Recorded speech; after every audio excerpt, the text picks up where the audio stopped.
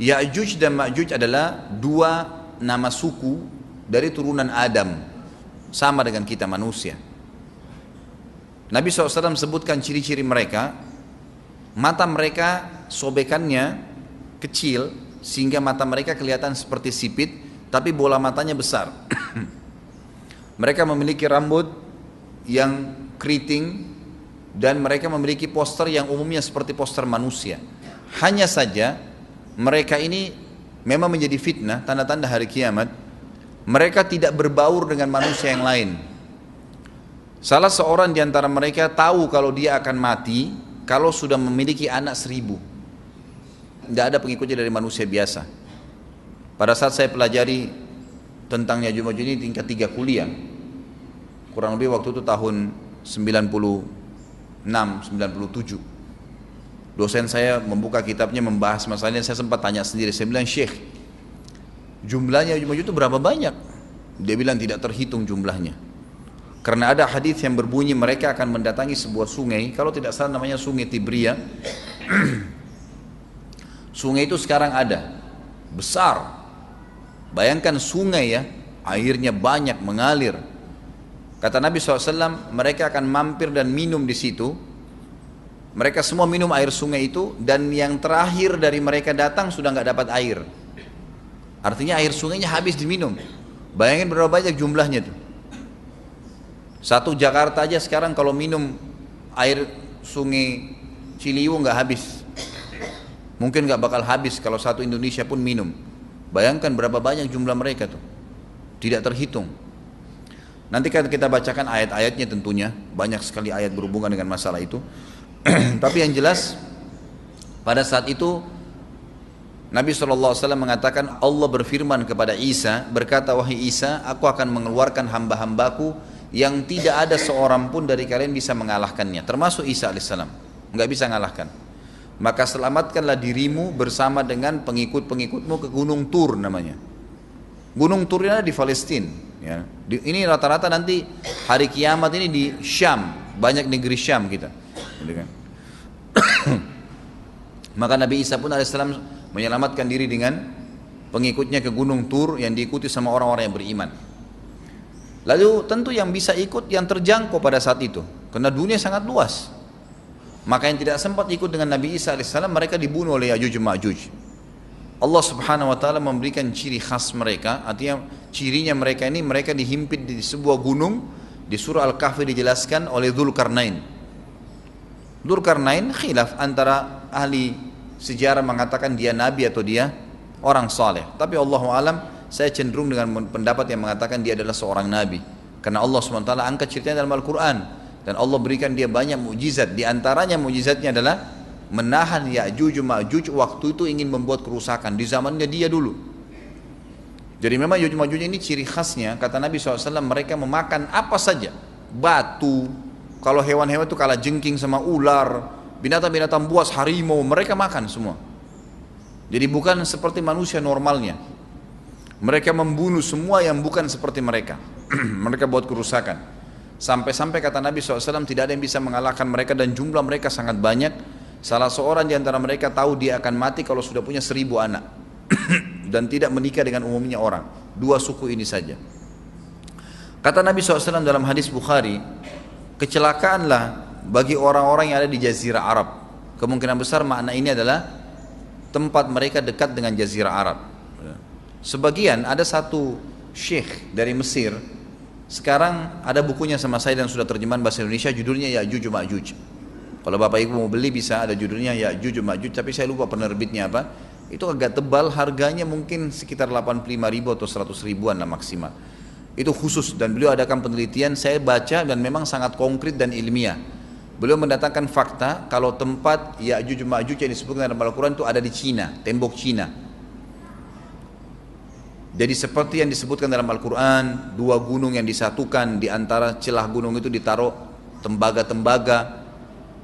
Pernah pemerintah Cina mendapatkan ada celah dari tembok Cina itu yang bolong, waktu mereka mau tempel bolongan itu dengan batu tanah yang mereka biasa taruh sekarang, ternyata di dalam itu ada tembaga yang mengeras, dan seperti disebutkan dalam Al-Quran. di mana ya Zulkarnain mempertemukan antara besi-besi yang ditumpuk lalu dipanasi, dibakar sehingga menjadi meleleh, kemudian disirami lagi dengan timah yang meleleh juga dan dibiarkan kering sehingga menjadi tembok besi. Kata Nabi SAW, kecelakaan bagi orang-orang yang Jazirah Arab karena telah terbuka dari lubangnya Yajuj Majuj sebesar ini. Udah kasih isyarat dengan jari ibu jari sama jari tengahnya. Artinya mereka sudah bisa melihat keluar. Tetapi kata Nabi SAW, setiap hari mereka terus menggali gunung itu, berusaha untuk keluar. Pada saat mereka tiba di malam hari, mereka capek, mereka mengatakan besok kita lanjutin. Mereka bangun besok pagi, gunungnya kembali utuh lagi. Sampai nanti waktu di mana Allah izinkan mereka keluar. Pada saat mereka keluar, maka mereka akan mulai membuat kerusakan. Ada di halaman 82 ya. Al-Anbiya 96 sampai 97 ayatnya. Ingatlah hingga apabila dibukakan tembok Ya'juj Ma'juj, bolong, jebol, dan mereka turun dengan cepat dari gunung-gunung itu, dari seluruh tempat yang tinggi. Kita tahu itu jaraknya berapa ratus kilometer, bahkan mungkin ribuan kalau nggak salah ya. Semuanya itu akan dipenuhi Ya'juj Ma'juj. Dan telah dekatlah, kalau sudah terjadi itu, kedatangan janji yang benar, maksudnya hari kebangkitan. Maka tiba-tiba terbelalaklah mata orang-orang kafir. Mereka berkata, aduhai celaka kami, sesungguhnya kami dalam kelalaian tentang ini, bahkan kami adalah orang-orang yang zalim. Kenapa? Karena Ya'juj Ma'juj tidak lihat apakah kafir atau beriman. Mereka tidak butuh, bukan seperti Dajjal ya. Dajjal butuh jadi pengikutnya, oke, aman. Ini enggak, siapa saja ditemuin dibunuh. Dia enggak pandang, enggak mau tanya kamu dari suku mana, kamu agama apa, tidak dipandang. Orang-orang muslim pada saat itu, orang-orang muslim pada saat itu yang ikut dengan Nabi Isa AS berhasil selamat. Walaupun pada saat itu di muka bumi umumnya orang sudah beriman. Yang dimaksud di sini orang-orang kafir adalah adanya orang-orang yang masuk Islam karena terpaksa, karena mereka tidak terlalu faham pada saat itu, lalu mereka menganggap remeh informasi dari Nabi Isa alaihissalam, maka mereka terbelalak matanya karena dibunuh oleh Ya'juj Ma'juj. Kata Nabi SAW di dalam hadis sahih riwayat Imam Bukhari, bahwasanya Ya'juj Ma'juj akan membunuh siapapun yang mereka temui. Bahkan pada saat mereka sudah merasa menguasai bumi, mereka melepaskan anak-anak panah mereka ke langit, lalu Allah menurunkan anak-anak panah mereka sebagai fitnah dipenuhi dengan darah. Maka mereka berkata, kami telah membunuh semua yang ada di bumi dan semua yang ada di langit. Maka sebagai penutup dalam bahasan itu kata Nabi SAW, Allah lalu mengizinkan Isa untuk berdoa kepada Allah agar memusnahkan mereka. Maka Isa alaihissalam pun akhirnya berdoa, meminta kepada Allah subhanahu wa ta'ala agar mereka semua dimusnahkan. Maka pada saat itu pun Allah subhanahu wa ta'ala menurunkan kepada mereka hama. Sebagian hadis menyebutkan serangga kecil seperti cacing, banyak sekali, yang menimpa tubuh-tubuh mereka. Setiap orang satu. Dan itu membuat mereka mati. Membuat mereka mati. Dan mereka mati seketika semuanya.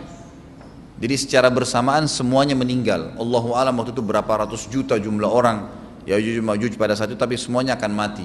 Dan seluruh muka bumi dipenuhi dengan jasad mereka. Setelah itu Nabi Isa alaihissalam pun berdoa kepada Allah subhanahu wa ta'ala agar menghilangkan jasad-jasad mereka yang baunya sudah luar biasa waktu saat itu disebutkan dalam hadis. Maka Allah subhanahu wa ta'ala mengabulkan dan mengutus dari arah barat burung-burung yang lehernya panjang dan pelatuk mulutnya besar, yang memegang setiap jasad Ya'juj diambil, diangkat, setiap orang satu burung. Bayangkan berapa banyak miliaran burung pada saat itu. Kita nggak tahu bagaimana, Allahu a'lam, tapi ini wahyu, penyampaian informasi yang pasti. Diambil, kemudian jasad-jasad mereka dilempar ke lautan. Lalu Allah SWT turunkan hujan. Pada saat turun hujan, maka hujan tersebut membersihkan semua bekas-bekas mereka, kotoran mereka, darahnya segala bersih. Maka bumi kembali subur lagi. Tapi tidak disebutkan berhubungan dengan masalah ini berapa lamakah kejadian tersebut terjadi. Kemudian setelah itu Isa alaihissalam memimpin lagi di muka bumi sampai beliau meninggal. Setelah Isa alaihissalam meninggal, kembali lagi sebagian besar manusia berbuat kekufuran. Kembali manusia berbuat kekufuran. Mereka kembali lalai, nggak ada lagi pemimpinnya karena terlalu banyak orang pada saat itu, maka ada yang kufur lagi.